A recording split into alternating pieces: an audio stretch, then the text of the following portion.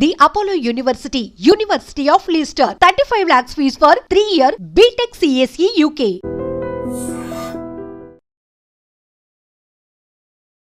Hi hello namaste, నేను Kavitha. Welcome to I dream. ప్రస్తుతం నేనున్నాను వర్జీనియా యాష్బర్న్లో, యుఎస్లో ఉంది. ఇక్కడ మనం ఒక స్పెషల్ గెస్ట్ని కలవబోతున్నాం. యాక్చువల్గా మనం ఆర్గానిక్ ఫార్మింగ్ గురించి మాట్లాడుకుంటాము. మన దగ్గర ఉన్నటువంటి ఉమెన్ ఫార్మర్స్ గురించి బోల్డ్ అంత మంది గురించి తెలుసు. బట్ ప్రస్తుతం మనం ఉన్నటువంటి విశాలి గారింట్లో, విశాలి గారు ఇక్కడ ఆర్గానిక్ ఫార్మింగ్ని చేస్తున్నారు. అందులో కూడా కంప్లీట్గా మన తెలంగాణలో ఏ కూరగాయలు కనిపిస్తాయో, ఏ పళ్ళు కనిపిస్తాయో వాటన్నిటినీ ఇక్కడ పండిస్తున్నటువంటి విశాలి గారితో మనం ఇంటర్వ్యూ కోసం ఇంత దూరం వచ్చాం. హలో అండి విశాలి గారు. హలో కవిత గారు. హాయ్. ఎలా ఉన్నారు? గుడ్ అండి, మీరు ఎట్లున్నారు? I'm good. ఎట్లా అవుతుంది యూఎస్? చాలా బాగుంది, చాలా బాగుంది. అండ్ ఇప్పుడు విశాలి గారిని నేను ఒక సాఫ్ట్వేర్ ఎంప్లాయీగా నేను పరిచయం చేయాలనుకుంటే కాదు యాక్చువల్గా తనకి ఇంకా ఇంతకు మించి బియాండ్ ఒకటి ఉంది. దాని హాబీ అంటారా, ఇంట్రెస్ట్ అంటారా? ఫార్మింగ్ ఏంటి అసలు? హాబీ లాగానే స్టార్ట్ చేసిన అనుకుంటా. అది హాబీ కంటే కూడా మెయిన్గా నాకు విశాలిని ఫార్మర్ లాగా పరిచయం చేస్తుంది బెటర్ అనుకుంటా. అది హాబీ కాదనుకుంటా, అదే నా ప్రొఫెషన్ లాగా చేసుకోవాలనేది గోల్. ఎందుకట్లా? మనకి ఇక్కడికి వచ్చిన తర్వాత లైఫ్ చాలా బాగుంది. ఒక సాఫ్ట్వేర్ ఎంప్లాయీగా ఉన్నారు, ఆ తర్వాత మదర్గా ఉన్నారు. ఈ రెస్పాన్సిబిలిటీస్, ఈ రోల్సే ఎక్కువ ఉన్నప్పుడు హౌ కమ్ ఇందులోకి రావాలి, ఆ ఫార్మింగ్ చేయాలి అని ఎట్లా అనిపించింది?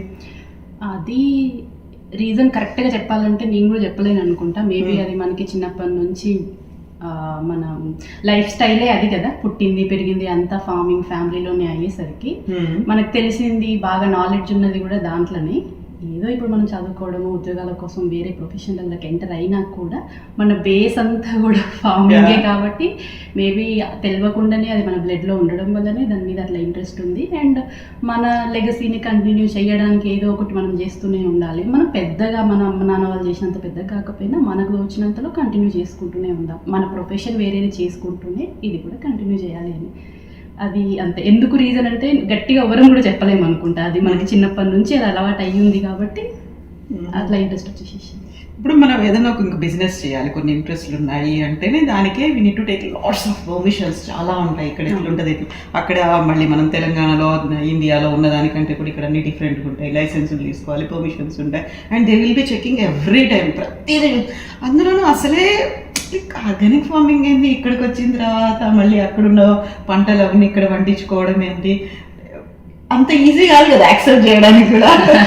ఇంట్లో కూడా ఈజీ ఏం కాదు. కాకపోతే ప్రతి ఒక్కరికి అంటే నేను యాజ్ ఏ కష్టం అనేది తెలుసు. ఇండియన్ వెజిటబుల్స్ని ఇక్కడ గ్రో చేయడం అనేది అది అన్నిటికంటే మెయిన్ బిగ్ టాస్క్. కష్టం అని తెలుసు. కాకపోతే వాటి అవైలబిలిటీ తక్కువ ఉన్నప్పుడు మనకు ఫ్యామిలీ అంతా మనం చిన్నప్పటి నుంచి మనకు అలవాటు ఉన్న కూరగాయలు, మనము అంత ఫ్రెష్ కూరగాయలని ఇక్కడ తినలేకపోతున్నాము అనే రీజన్ ఒకటి, అది కూడా చాలా స్ట్రాంగ్ రీజన్. ఆ రీజన్ వల్లనే మనం ఎందుకు ట్రై చేయొద్దు అనేది బ్యాక్ ఇన్ 2010-2009 టైంలోనే ఇంట్లోనే మనం కాపించుకుందాం కొన్ని అని చిన్న ఐడియా తోటి స్టార్ట్ చేసుకున్నాం. బ్యాక్ యార్డ్లో కాపించుకోవడం మొదలు పెట్టినాం. ఓకే, మనం కూడా అన్ని వెజిటబుల్స్ ఇక్కడ కాపించుకోవచ్చు. సీడ్స్ అవైలబుల్ కూడా ఉన్నాయి మనకి ఇక్కడ. అవన్నిటిని ట్రై చేసి ఎక్స్పెరిమెంట్ చేసినాక కాయించుకోవచ్చు అని తెలిసినాక సరే మన వరకే ఎందుకు కాపించుకోవచ్చు, దీన్ని ఇంకా కొంచెం ఎక్స్పాండ్ చేయొచ్చు కదా. ఎట్లా అంటే ఈ ఇంట్లోకి మూవ్ అయినాక ఇంటి వెనకాల మనం అన్ని కూరగాయలు పెట్టుకోవాలి అని అంటే 1,00,000 రూల్స్ ఉంటాయి, HOA రూల్స్ ఉంటాయి. నువ్వు 4x4 కంటే ఎక్కువ పెంచుకోకూడదు, ఇట్లాంటి రకరకాల రూల్స్ ఉంటాయి. మనకి ఏంటంటే ఆ ప్లేస్ సరిపోదు, మనకి ఇంకా చాలా పెట్టుకోవాలనిపిస్తుంటుంది. అప్పుడున్న ఆప్షన్ ఏంటి, దీన్ని ఎక్స్పాండ్ చేద్దాం. మనం ఒక ఫ్యామిలీ కోసమే కాకుండా ఇంకా కొంతమందిని మనతో వెజిటబుల్స్ షేర్ చేసుకోవచ్చు. అక్కడ నుంచి అట్లా స్లోగా ఐడియా, ఎప్పటి నుంచో ఉన్న ఐడియాని 2021లో ఓకే ఇంకా చాలా వెయిట్ చేసాం, స్టార్ట్ చేసేసేద్దాం. ఏదో ఒకటి ఎక్స్పెరిమెంట్ లాగా స్టార్ట్ చేసేసేద్దాము. సక్సెస్ ఫెయిల్యూర్ అవన్నీ పక్కన పెట్టి అసలు ఎట్లుంటుందో చూద్దాం. మనము ఎక్కువ మందికి అవైలబుల్ తీసుకురాగలిగితే ఎట్లుంటుంది వెజిటబుల్స్ అనేది. సో ఐ థింక్ ఆ ఫ్రెష్ వెజిటబుల్స్ని మనం అందరికీ అవైలబుల్ తీసుకురావాలి అనేది, ఆ కూరగాయలు కాపీయడం అనేది కష్టం అనే దానికంటే ఇంకా స్ట్రాంగ్. సో అక్కడ ఉండే మనం వీళ్ళు మనకు కావాల్సినవన్నీ దొరుకుతాయి ఊళ్ళల్లో. ఇప్పుడు కూడా అక్కడ సూపర్ మార్కెట్లు ఇవన్నీ వచ్చినప్పుడు కూడా కొన్ని ఫ్రోజన్ ఉంటాయి, కొన్ని మనకి స్టోర్స్లో అవైలబుల్గా ఉన్నాయి. కాకుండా ఇప్పటికి కూడా బ్యాక్ ఇన్ విలేజెస్ మనకు అవసరమైన అప్పటికప్పుడు తెచ్చుకొని వండుకోవడం అనే కాన్సెప్ట్ ఉంటుంది. బట్ ఇక్కడ మీరు ఇన్ని రెస్పాన్సిబిలిటీస్ చూసుకుంటూ మళ్ళీ అని కూడా చూసుకోవడం, మీరు చెప్పినట్టు ఫ్రెష్ ఉండాలి, మనకు మన ఊర్లో దొరికిన కూరగాయల ఫీల్ ఉండాలి, దానికి you have to spend lots of time కదా. అక్కడ అంత ఈజీ కాదు, అది ఈజీ అయితే కాదండి. నేను అసలు నిజంగా చెప్పాలంటే ఫార్మింగ్లోకి ఎంటర్ అయ్యేటప్పుడు ఒక నాలెడ్జ్ తోటే ఎంటర్ అయినాం మనం. అంటే అంత ఈజీ కాదన్న విషయం తెలుసు, కానీ దాన్ని ఎంత ఎంత కష్టంగా ఉంటుంది అనేది యాక్చువల్గా అందులోకి దిగినాక తెలిసింది మనకి. ఒక్క విధంగా చెప్పాలంటే నేను చేస్తున్న సాఫ్ట్వేర్ జాబ్ మీద ఇంకా కొంచెం రెస్పెక్ట్ పెరిగింది నాకు ఫార్మింగ్లోకి ఎంటర్ అయినాక. మనము అన్ని కరెక్ట్గా ఉండి రోజు వెళ్ళేసేసి జస్ట్ వర్క్ చేయడానికి కూడా చాలాసార్లు కంప్లైంట్ చేస్తుంటాము, ఇట్లా స్ట్రెస్ ఉంది అట్లా స్ట్రెస్ ఉంది అని. కానీ మనం వెళ్ళి ఇక్కడ ఫిజికల్గా కూడా వర్క్ చేస్తూ, ఒక్క ఫిజికల్గానే కాకుండా నీకు ఇప్పుడు చాలా రకాల డే టు డే డీల్ చేయాల్సినవి చాలా ఉంటాయి ఫామ్లో. ఎవ్రీడే ఏదో ఒక కొత్త ప్రాబ్లం వస్తూనే ఉంటుంది, అప్పటికప్పుడు సొల్యూషన్ ఫైండ్ అవుట్ చేసుకోవాలి. డెసిషన్ మేకింగ్, రకరకాల డెసిషన్స్ తీసుకోవాల్సి వస్తుంది. ఒక 100 రకాల క్వశ్చన్స్ వస్తాయి, ఈరోజు ఏం చేయాలి అని చెప్పేసి అక్కడికి పోతే. సో ఇవన్నీ చూస్తుంటే నాకైతే కష్టం అనేది పక్కాగా నేనే కాదు, మీరు ఎవరిని అడిగినా చెప్తారు ఫార్మింగ్ అనేది కష్టము అని చెప్పేసి. అండ్ చాలామందికి చెప్తుంటారు వేరే అదర్ ఫీల్డ్స్లో ఉన్న వాళ్ళకి, యాక్చువల్గా ఎవరు కంప్లైంట్ చేయకండి అదర్ ఫీల్డ్స్లో ఉన్నప్పుడు, అది చాలా బెటర్ మీకు ఫార్మింగ్ కంటే అని చెప్పేసి. సో ఇక్కడ మనం ఆర్గానిక్ ఫార్మింగ్ అంటే ఇష్టం వచ్చినట్టుగా పెస్టిసైడ్స్ అవి కూడా ఎక్కడ కూడా వాడడానికి ఉండదు. అందులోనూ మోరోవర్ మీరు మన ఊళ్ళో దొరికేవి అంటే అక్కడ నుంచి విత్తనాలు అవన్నీ తీసుకురావడానికి కూడా ఉండదు కదా, అంత ఈజీ యాక్సెస్ అనేది కూడా ఉండదు. అక్కడ బోల్డని ఇష్యూస్ ఇమిగ్రేషన్ దగ్గర, ఇక్కడ ఎయిర్పోర్ట్లో అవన్నీ కూడా ఉంటాయి కాబట్టి వాటిని ఎట్లా పిక్ చేసుకుంటారు, ఏం చేస్తున్నారు అసలు? మామూలుగా మనమైతే యాజ్ ఎ నార్మల్ ప్యాసింజర్ లాగా మనతో సీడ్స్ ఏవి తెచ్చుకోలేము ఇక్కడికి. ఐదర్ నీకు ఆల్రెడీ ఒక లైసెన్స్ ఉండాలి, యూఎస్డిఏ దగ్గర నుంచి లైసెన్స్ ఉండాలి, సీడ్స్ ఇంపోర్ట్ చేసుకోవడానికి లైసెన్స్ ఉండాలి. ఆ సీడ్స్ని కూడా మనం every seed packet that we get మనం ఒక ప్రూఫ్ అదంతా కూడా, ఆ కంప్లీట్ సీడ్ ఫ్యామిలీ హిస్టరీ అంతా చూపించే ప్రూఫ్ అంతా మనకు ఆ సప్లయర్ దగ్గర నుంచి తీసుకొని క్యారీ చేయాలి, ఒకవేళ మనమే తీసుకొస్తున్నాము అంటే. లేదు మనం పోస్ట్లో అట్లా తెప్పించుకోవాలనుకున్నా కూడా every proof they have to ఆ బాక్స్ మీద అటాచ్ చేసి పంపించాలి. మనము పర్సనల్గా ఫామ్ కోసం అట్లాంటి పర్మిషన్స్ ఈ లాస్ట్ 4 yearsలో తీసుకోవాలి. యాక్చువల్గా నేను ఇప్పుడు యాక్టివ్గా వర్క్ చేస్తున్నా లైసెన్స్ తీసుకోవడానికి. కాకపోతే ఇక్కడ చాలామంది ఉన్నారు మన ఇండియన్ ఫార్మర్స్, సీడ్స్ సెల్ చేసే వాళ్ళు చాలామంది ఉన్నారు. వాళ్ళు ప్రాపర్ ప్రాసెస్ ఫాలో అయ్యి వాళ్ళు ఆన్లైన్ స్టోర్స్ ఓపెన్ చేసి త్రూ అవుట్ యూఎస్ సీడ్స్ అందరికీ అవైలబుల్ చేస్తున్నారు. కాకపోతే నాకైన ప్రాబ్లం ఏంటంటే నేను ఎందుకు వాళ్ళ దగ్గరనే కొనడం ఎందుకు కంటిన్యూ చేస్తలేను అని అంటే, వాళ్ళంతా బ్యాక్ యార్డ్ గార్డెనర్స్ని టార్గెట్ చేస్తారు. నాకు కావాల్సిన సీడ్స్ బల్క్లో కావాలి, సో నేను పే చేయాల్సిన ప్రైస్ అదంతా కూడా నేను చిన్న చిన్న ప్యాకెట్స్ కొనుక్కోవాల్సి వస్తుంటుంది. సో అందుకోసం నేనే ఎందుకు నాకు ఓన్ లైసెన్స్ తెచ్చుకొని మనం నెక్స్ట్ స్టార్ట్ చేసుకోవచ్చు కదా, అట్లీస్ట్ నా ఫామ్ కోసం నేను ఓన్గా ఇంపోర్ట్ చేయించుకుందాం ఇండియా నుంచి. సో అది చాలా పేపర్ వర్క్ ఉంటుంది. ఒక్కసారి గో త్రూ అయ్యి మీరు ఆ ప్రాసెస్ అంటే తర్వాత అంత సింపుల్. సో ఇప్పుడు మీరు చెప్పినట్టుగా బ్యాక్ యార్డ్ ఫార్మింగ్ కోసం అవైలబుల్గా ఉన్న సీడ్స్తో ఇవన్నీ చేస్తూ వచ్చిన బల్క్లో కావాలి అంటే you need to take permission. యాక్చువల్గా ఫార్మింగ్ కోసం నేను వెళ్తున్నాను అనుకున్నప్పుడే you need to get that land ఒకటి తీసుకోవాలి, దానికి సంబంధించి నాకు ఎక్స్పీరియన్స్ ఉంది అని చెప్పుకోవాలి, నేను ఇది చేస్తున్నా అని చెప్పుకోవాలి, దానికి కావాల్సినటువంటి ఎక్విప్మెంట్ అనేది ఉంటుంది, కొంతమంది వర్కర్స్ హెల్ప్ అనేది ఉంటుంది. ఇవన్నీ కూడా చాలా కష్టం కదా. అది కష్టమే అండి. మామూలుగా ఏ సపోర్ట్ లేకుండా నేనే వెళ్ళి ఎవ్రీథింగ్ ఫిగర్ అవుట్ చేసుకొని చేయాలి అంటే మాత్రం నిజంగా కూడా కష్టమయ్యేది. లక్కీలీ మాకేమైంది అంటే మేము ఫస్ట్ ఈ ఐడియా అనుకోగానే జస్ట్ చిన్న గూగుల్ సెర్చ్ అంతే చేస్తే లౌడన్ కౌంటీలో ఇట్లా నేను ఫామ్ ఓపెన్ చేయాలనుకుంటున్నా, ఏంటి నేను చేయాల్సిన స్టెప్స్ ఏంటి అంతే, చిన్న సెర్చ్ తోటి నీకు మొత్తం ఇన్ఫర్మేషన్ అంతా వచ్చేసేస్తుంది. Loudoun extension office or Loudoun economic development office వీళ్ళని కాంటాక్ట్ చేస్తే వాళ్ళు మీకు గైడ్ చేస్తారు అంతే. నాకు ఫస్ట్ వచ్చిన ఇన్ఫర్మేషన్ అది. ఇమ్మీడియట్గా మేము వాళ్ళని కాంటాక్ట్ చేసినాం, వాళ్ళు మొత్తం ప్రాసెస్ అంతా ఎక్స్ప్లెయిన్ చేసి అండ్ మీకు ఏంటి ల్యాండ్ కొనాలనుకుంటున్నారా, లీజ్ తీసుకోవాలనుకుంటున్నారా, ఎంత ల్యాండ్ కోసం చూస్తున్నారు, సో వాళ్ళ దగ్గరికి ల్యాండ్ ఓనర్స్ కూడా అప్రోచ్ అవుతారు కదా, నాకు నేను ల్యాండ్ లీజ్కి ఇద్దాం అనుకుంటున్నా, ఇట్లాంటి ఫార్మర్స్ కోసం చూస్తున్నా, వాళ్ళ రిక్వైర్మెంట్స్ ఇట్లా ఉంటాయి, నాకు ఆర్గానిక్ వాళ్ళు కావాలి, ఇంత ల్యాండ్ ఇవ్వగలుగుతా, వాళ్ళ రిక్వైర్మెంట్స్ మన రిక్వైర్మెంట్స్ మ్యాచ్ అయినాయా లేదా చూసి ఫైనల్లీ నాకు వితిన్ 2 weeks ఒక పర్సన్తో కాంటాక్ట్ చేయించారు అనమాట. మీరు ఇద్దరు మాట్లాడుకోండి, మీ ఇద్దరికి ఓకే ఉంటే ఇంకా స్టార్ట్ చేసుకోండి ప్రాసెస్ అని చెప్పేసి. ఫస్ట్ పర్సన్ నేను ఎవరినైతే రీచ్ అవుట్ అయినో వాళ్ళతోటి వెళ్ళిపోయినాం మేము.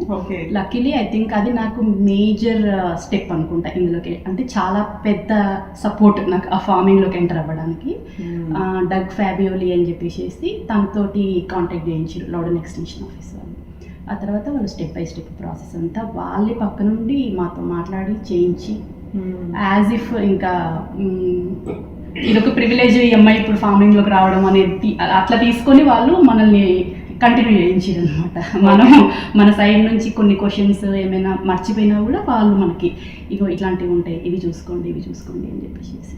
సో ఇండివిజువల్గా మీరు ప్రైవేట్గా మాట్లాడుకోవడానికి లేదు, everything should happen only from అక్కడ గవర్నమెంట్ దగ్గర నుంచి. అట్లా రూల్ ఏమీ లేదు. నేను నాకేంటంటే కాన్ఫిడెన్స్ కోసం పక్కన ఎవరైనా ఎక్స్పీరియన్స్డ్ వాళ్ళు ఉండి చెప్తే మనం స్టెప్స్ అన్ని కరెక్ట్గా ప్రాపర్గా తీసుకోవచ్చు. ఎందుకు ఊరికనే అట్లా మళ్ళీ బ్యాక్గ్రౌండ్లో మనది మనం చేసుకొని మనకు ఫ్యూచర్లో మన ల్యాండ్ లార్డ్తో ఏమైనా ప్రాబ్లమ్స్ వస్తుండొచ్చు, తెలియదు కదా ఎట్లుంటారు అని చెప్పేసి. సో ప్రాపర్గా వెళ్తేనే మనకు ఒక ప్రాసెస్ ప్రకారం వెళ్తే మనకు ఫ్యూచర్లో ఏం ప్రాబ్లమ్స్ రావు. అందుకని చెప్పేసి నేను వాళ్ళ త్రూనే వెళ్ళిన అనమాట. సో మీరు కాంటాక్ట్ చేసిండ్రు, వెరీ ఫస్ట్ పంట వేసింది ఏంటిది? వెరీ ఫస్ట్ పంట వేసింది ఆనియన్స్ అండి. నాకు బాగా గుర్తు. ఆనియన్స్ ఎందుకు పెట్టినామంటే అది సీజన్, ఇంకా మనకి మార్చ్ ఫెబ్ ఆ టైంలో మేము డిస్కషన్స్ స్టార్ట్ చేసినాము. మార్చ్ కల్లా తను నాకు ల్యాండ్ ఇచ్చేసేసారు, మీరు ఇంకా స్టార్ట్ చేసేసుకోండి యూజ్ చేసుకోవడం అని.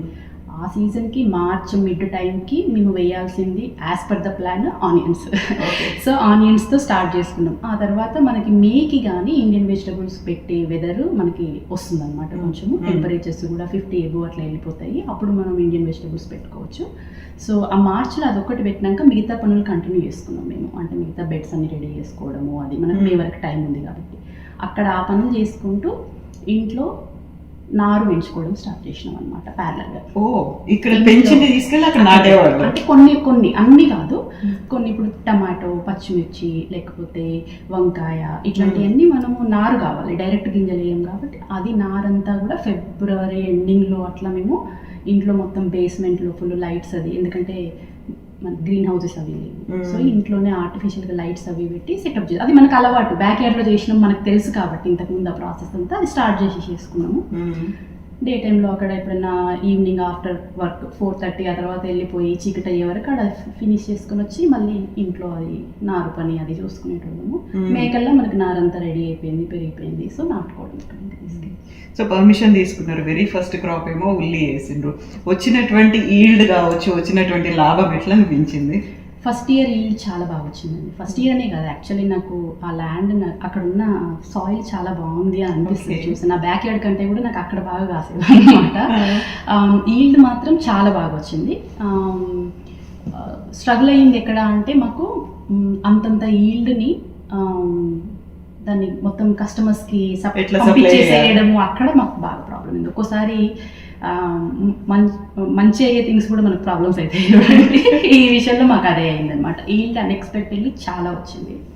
మేము కూడా అంత వస్తుంది అనుకుంటాం. మేము ఒక 20-25 ఫ్యామిలీస్ని సపోర్ట్ చేద్దాము ఫస్ట్ ఇయర్ అని అనుకున్నాము.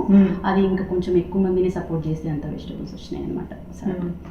సో ఎన్ని ఎకరాలు తీసుకున్నారు? ఎట్లా ఆయన హౌ యువర్ కాంటాక్ట్ లీజ్ అనేది ఎట్లా కంటిన్యూ అవుతుంది? ఎంతకాలానికి తీసుకున్నారు? మేము అసలు యాక్చువల్లీ ఏమి ప్రాపర్ లీజ్ ఇట్లా ఇన్ని ఇయర్స్ అనేమి అగ్రిమెంట్ పెట్టుకోలేదు. నాకు కావాల్సిన ఫ్లెక్సిబిలిటీ ఏంటి అంటే మేము ఫస్ట్ ఇయర్ అయితే ట్రై చేసి చూస్తాము ఎట్లుంటుంది అనే దాన్ని బట్టి నెక్స్ట్ ఇయర్ కంటిన్యూ చేయాలా లేదా అని చెప్పేసి ఆయన మమ్మల్ని టెస్ట్ చేసుకోవడానికి కూడా. ఎందుకంటే వచ్చిన ప్రతి ఒక్క ఫార్మరు కరెక్ట్గా ప్రాపర్గా ఫాలో అయ్యి, ఎందుకంటే తనది ఒక వినియార్డ్. ఎవ్రీ డే వైన్ టేస్టింగ్ కోసం కస్టమర్స్ వస్తుంటారు తనకి మెయిన్ గోల్ ఏంటంటే ఆ బ్యూటిఫుల్ సీనరీ మెయింటైన్ చేయడం అనేది గోల్ తనకి. అదర్వైజ్ ఎందుకంటే వాళ్ళు వచ్చేది అక్కడ కూర్చొని బయట కూర్చొని మంచి కొద్దిసేపు వైన్ తాగుకుంటూ ఆ వ్యూస్ అవి ఎంజాయ్ చేసి వెళ్ళడం అనేది. నేను అక్కడికి వెళ్ళి నా ఫామ్ ఏదో స్టార్ట్ చేసి అడ్డదిడ్డంగా తీగలు అటుపడిపోయి ఇటుపడిపోయి పిచ్చిగా ఉంటే ఆయనకు కూడా ప్రాబ్లమే కదా.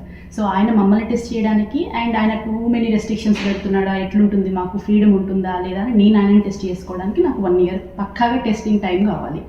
మేము అదే మాట్లాడుకున్నాం అనమాట. మనకి 1 year తర్వాత బాగా నచ్చితే నెక్స్ట్ ఇయర్ కంటిన్యూ చేస్తాము. సో అదొకటి కూడా మాకు బాగా వర్కౌట్ అయింది. ఇట్లా 5 years లాంగ్ టర్మ్ అట్లా నేను పెట్టుకోలేదు.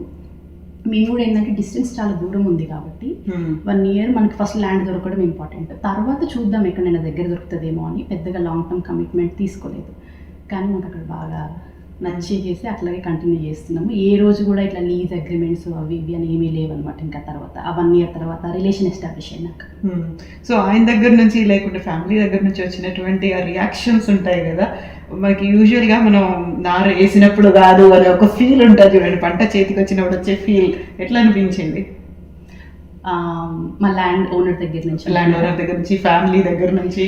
ల్యాండ్ ఓనర్ దగ్గర నుంచి మాట్లాడితే ఆయన చిన్న ఒక కార్ట్ లాంటిది డ్రైవ్ చేస్తూ తిరుగుతూ ఉంటాడు ఇప్పుడు వెన్యార్డ్లో. ఆయనకి ఎవ్రీడే మార్నింగ్ అండ్ ఈవినింగ్ వెళ్ళేసేసి ఆ కూరగాయలన్నీ చూడడం, ఆయనకి ప్రతి వెజిటబుల్ చాలా వింతగా కనిపిస్తాయి. ఇంత పొడు స్నేక్ గార్డులు కనిపిస్తుంటాయి, పొట్లకాయలు, సోరకాయలు ఇవన్నీ కనిపిస్తుంటే ఆయనకి వింతగా కనిపిస్తుంటుంది కదా. వాళ్ళైతే అసలు చాలా సర్ప్రైజ్ అయ్యారు. అంటే ఇంత క్రాప్ తీయడము ఇది మేము అంటే వాళ్ళు హ్యాపీగా ఫీల్ అయ్యారు ఫస్ట్ థింగ్ మా ల్యాండ్ ఓనర్స్. ఫ్యామిలీ దగ్గర నుంచి వచ్చిన రియాక్షన్ అయితే మీ మమ్మీ వాళ్ళకైనా అత్తయ్య వాళ్ళకైనా వీడియోస్ అవి ఇవి వేసి చూపిస్తుంటాయి కదా, అసలు ఏం చేస్తున్నావు నువ్వు, అన్నీ కూరగాయలు ఎట్లా కాస్తున్నాయి అని చెప్పేసి సర్ప్రైజ్ అయ్యేవాళ్ళు, చాలా హ్యాపీగా ఫీల్ అయ్యేవాళ్ళు అనమాట అవన్నీ చూసి వాళ్ళు కూడా.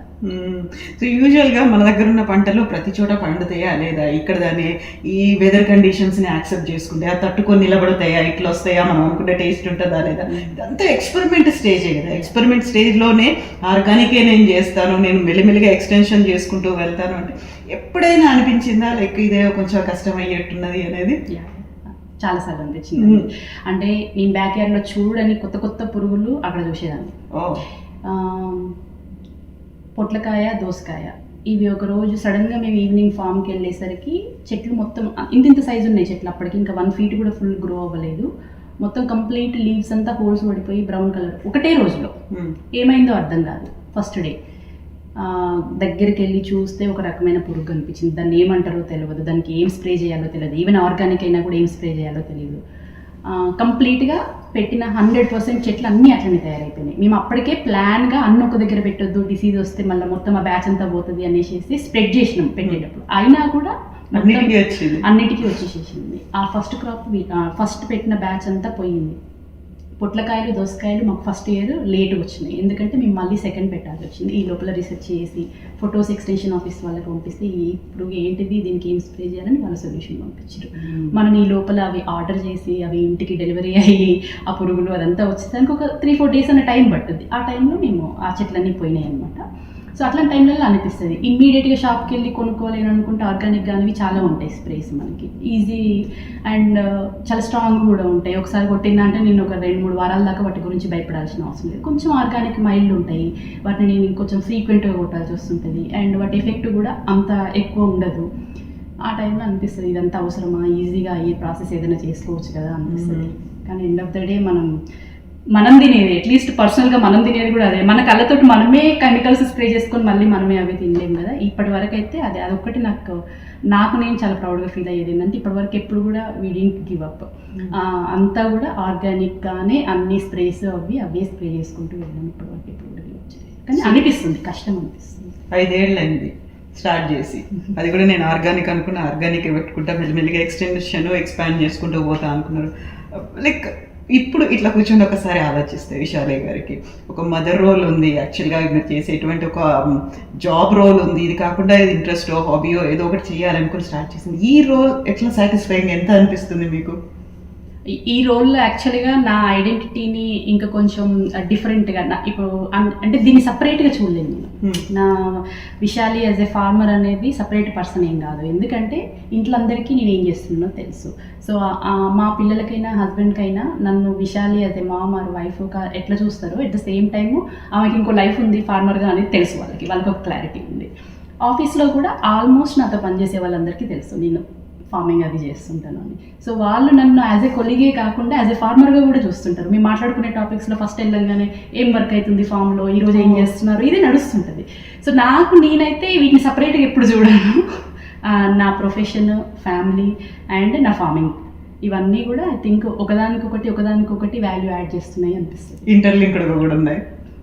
సో నెక్స్ట్ ఇంకేమైనా టార్గెట్ పెట్టుకున్నారా? ఇప్పుడు ఇన్ని ఎకరాల్లో ఇంత చేయాలి ఇలాంటివి అనేది టార్గెట్ యాక్చువల్లీ నేను మన ప్లాన్స్ కొంచెం అటు ఇటు ఎప్పుడు చేంజ్ అవుతూ ఉంటాయి కదా. ఫస్ట్లో మనం స్టార్ట్ చేసినాక 2 yearsలో వచ్చిన రెస్పాన్స్ అది చూసి యాక్చువల్గా బాగా ఎక్స్పాండ్ చేయాలి అన్న ప్లాన్ ఉండే. ఆ తర్వాత ఏమనిపించిందంటే యాక్చువల్గా చాలా అవసరం ఉంది, ఇండియన్ ఫార్మర్స్ అవసరం ఎక్కువ ఉంది. నేను ఒక్కదాన్ని ఎక్స్పాండ్ చేసుకుంటూ కూర్చున్నా కూడా అందరికీ సప్లై చేయలేము. సో తర్వాత ఇంకా కొంతమంది నన్ను అప్రోచ్ అయ్యి మా దగ్గర చాలా ల్యాండ్ ఉంది, మేము ఇండియన్ వెజిటబుల్స్ ఎట్లా గ్రో చేయాలి అనేది మా దగ్గర నాలెడ్జ్ లేదు, మీరు కన్సల్టింగ్ లాగా ఉంటారా, మాకు ఇన్ఫ్రాస్ట్రక్చర్ ఉంది, మేము మా దగ్గర లేబర్ ఉన్నారు, అన్నీ మేము చేసుకుంటాము, మాకు పక్కన ఉండి గైడ్ చేయడానికి ఒకరు కావాలి. సో అట్లా అప్రోచ్ అయినప్పుడు నాది కూడా ప్లాన్ కొంచెం షిఫ్ట్ అయింది. అరే నాకు కొంచెం ఈజీ ఉంటుంది కదా ఇది, నేను ఒక్కదాన్ని ఫార్మింగ్ చేయడమే కాకుండా ఇప్పుడు వీళ్ళు ఏమంటున్నారంటే వాళ్ళకి ఆల్రెడీ ఒక కస్టమర్ బేస్ ఉంది, నా కస్టమర్ బేస్ కూడా ఉంది. వాళ్ళు ఏమంటారంటే మేము గ్రో చేయడమే కాకుండా కొంచెంగా ల్యాండ్ మా దగ్గర చాలా ఖాళీ ల్యాండ్ ఉంది, మేము ఇంకా కొంచెం ల్యాండ్ ఇట్లా నీలాగా ఇంట్రెస్ట్ ఉన్న వాళ్ళు ఎవరైనా వస్తే వాళ్ళకి కూడా ఇవ్వడానికి రెడీ ఉన్నాము, నువ్వు ఆల్రెడీ ఎక్స్పీరియన్స్డ్ ఫార్మర్ ఇక్కడికి వచ్చి ఇక్కడ గైడ్ చేస్తున్నావు అని తెలిస్తే వచ్చే వాళ్ళు కూడా చాలా మంది వస్తారు, ఇంకా చిన్న స్మాల్ ఫార్మర్స్ అందరం యాజ్ ఎ గ్రూప్ ఇట్లా చేసుకుందాము, అది నడుస్తున్నాయి డిస్కషన్స్ ఇప్పుడు. నా నెక్స్ట్ స్టెప్ అదే అనుకుంటున్నాను అనమాట. అంటే నాకు ఇంటికి చాలా దగ్గర ఉంటుంది, ఇప్పుడు నేను ఏదైతే ఫామ్ అని చెప్తున్నానో చాలా దగ్గర ఉన్నది, అది నాకు జస్ట్ 5 minutes డ్రైవ్. అట్లా వెళ్ళేసేసి నేను వాళ్ళతో మాట్లాడి వాళ్ళకి టీచ్ చేసి నా నాలెడ్జ్ని స్ప్రెడ్ చేసినట్టు ఉంటుంది. ఎట్ ద సేమ్ టైం నాకు కూడా నేనేమి గ్రో చేయాలనుకుంటున్నా అనేది ఇంట్రెస్ట్గా నాకు పర్సనల్గా నేను గ్రో చేసేటి సపరేట్గా కొంచెం గ్రో చేసుకోవచ్చు. ఈ ఐడియా బాగుంటుందేమో అని చెప్పి చూస్తున్నా. ప్రస్తుతానికైతే అదే డిస్కషన్స్ అవుతుంది. నెక్స్ట్ స్టెప్ మోస్ట్ ప్రాబబ్లీ అదే ఉంటుంది. సో నెక్స్ట్ విజిట్ లో you are gonna visit that place and మీ న్యూ ఎక్స్పాన్షన్, న్యూ ప్రాజెక్ట్ కూడా. Thank you so much, Vishali garu. Best wishes to you andi. Thank you, Kaita garu. Thank you andi. So that's all from Vishali and Kavita. Kavita signing off. And for more videos, Please subscribe to iDream. Please subscribe to iDream. Please subscribe iDream. And please subscribe to iDream. For more videos, subscribe to iDream. please like, share and subscribe to the channel. Congratulations, iDream. Subscribe to iDream. Subscribe to iDream. So subscribe to iDream Media. iDream ki iDream team andarki huge congratulations. Please subscribe iDream Media. Please subscribe to iDream. Subscribe iDream. Please subscribe to iDream. iDream అంటే నా కళల channel subscribe చేసుకున్న నోరు తిరుగుతలేదు, మీరైతే గంట గుర్తు కొట్టండి. For more such videos, please subscribe to iDream. Subscribe to iDream. Please subscribe to iDream. Please subscribe iDream Media. Please do subscribe to iDream. Please subscribe to iDream Media. For best entertainment and information, please subscribe iDream. And don't forget to subscribe to iDream.